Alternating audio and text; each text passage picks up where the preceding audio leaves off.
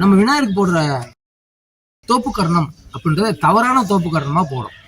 இப்போ ஒரு வாரத்தில் வணக்கம் சொல்றதுக்கு 2 கையை எடுத்து ஒன்னா கும்பிட்டு தலை குனிந்து மானசீகமா கண்களை தாழ்த்தி வார்த்தைகள் அருமையான அன்பை சேர்த்து வாங்க, ரொம்ப சந்தோஷம், வணக்கம்.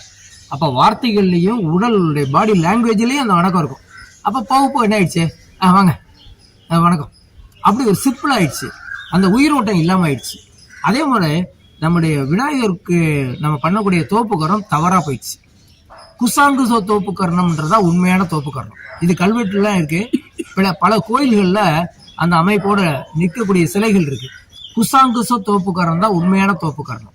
இந்த தோப்புக்கரணம் போடும் பொழுது நம்ம அக்குபஞ்சர் காது புள்ளிகள் மேம்படும். விநாயகரை கும்பிட்டுட்டு தோப்புக்கரணம் போட்டு தலையில இங்க குட்டுவாங்க. இது ஒரு வர்ம புள்ளி. அங்கே இல்ல சார், இந்த 2 உருண்டையா இருக்குல்ல, இந்த உருண்டையில தட்டுறதுதான் வர்ம புள்ளி. இந்த வர்ம புள்ளிய தட்டும் பொழுது புத்தி கூர்மை அடையும். அப்ப விநாயகர் கும்பிட்டா படிப்பு நல்லா வரும் சொல்ல, படிப்புன்றத விட புத்தி. ஸ்கூல்ல படிச்ச சர்டிபிகேட் வேணா அது பேரு அறிவு. சர்டிபிகேட் வந்து அது அறிவு. படிக்காம ஒருத்தன் டேலண்டா பேசுறான் பாருங்க, அவன் புத்திசாலி. அப்ப இந்த புத்திசாலி தான் உலகத்துல வாழ முடியும். அறிவாளியால வாழ முடியாது, வாழ்க்கையில தோத்து போவாங்க. ஆனா புத்திசாலி கண்டிப்பா வாழ்க்கையில ஜெயிப்பான்.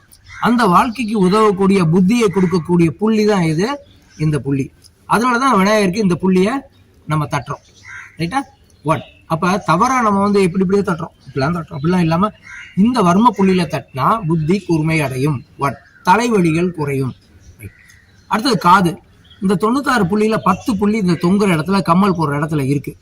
ஓகே, இந்த பயிற்சியை பண்றதுதான் தோப்பு காரணம். அடுத்தது இந்த குசாங்குச தோப்பு காரணம் போடுறதுனால முதுகெலும்பு பர்ஃபெக்ட் ஆகும். நம்ம நாடிகள் மூளையிலிருந்து வரக்கூடிய அத்தனை சிக்னலும் முதுகெலும்பு வழியா தான் இடுப்புக்கு போகும், இடுப்பு வழியா தான் எல்லா இடத்துக்கும் போகும். இந்த நாடிகள் முதுகெலும்புல பர்ஃபெக்டா போறதுக்கான குறியீடு தான் கோயில்கள்ல பாம்பு செலவு வச்சிருப்பாங்க, ராகு கேதுன்னு. ஒண்ணு பின்னி 2 அப்படி இப்படி இருக்கும் தலை மேல, பாத்துக்கிட்டீங்களா? இது இடகலை பிங்களை. இந்த 2 நாடிகளும் முதுகெலும்புல சுத்தி இப்படி போய் தலையில சகசிராரத்துல நிக்கிறது தான் குறியீடு. இதை பெர்ஃபெக்ட் பண்ணக்கூடிய ஒரு பயிற்சி முறை தான் குசாங்குச தோப்பு கரணம். இந்த தோப்பு கரணம் எப்படி போகணும்? நார்மலா நம்ம வணக்க செலுத்த தப்பா பண்ண மாதிரி நம்ம தப்பா பண்றோம், இப்படி பண்ணிட்டோம். அப்ப பெர்ஃபெக்டா பண்றவங்க தப்பா நினைச்சுக்கிட்டு இப்படி உட்கார்ந்து எதிர்க்கிறாங்க. இதெல்லாம் தவறான முறை. சில பேர் கோயில பார்த்தோன்னா இப்படின்னுவாங்க, தவறான முறை. உண்மையான முறை என்னன்னா, கால் 2 சைட்ல கிராஸா வச்சு காதை பிடிச்சு இப்படி உட்கார்ந்து எதிர்க்கிறதா உண்மையான முறை. 1 2 3. ஓகேங்களா? இதுக்கு பேரு குசாங்கச தோப்பு கரணம். இந்த குசாங்கச தோப்பு கரணம் பண்ணுவதால காது நரம்புகள், காதில் உள்ள மெரிடியன் பாயிண்ட்ஸ், அக்குபஞ்சர் புள்ளிகள் ஆக்டிவேட் ஆகும்.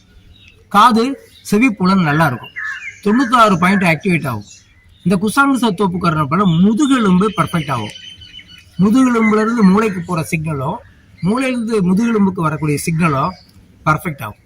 அதனாலதான் 11 தடவை தோப்பு கரணம் போடுங்க, 21 தடவை தோப்பு கரணம் போடுங்க அப்படின்னு சொல்றோம். இது உண்மையான தோப்பு கரணம், குசாங்குச தோப்பு கரணம்.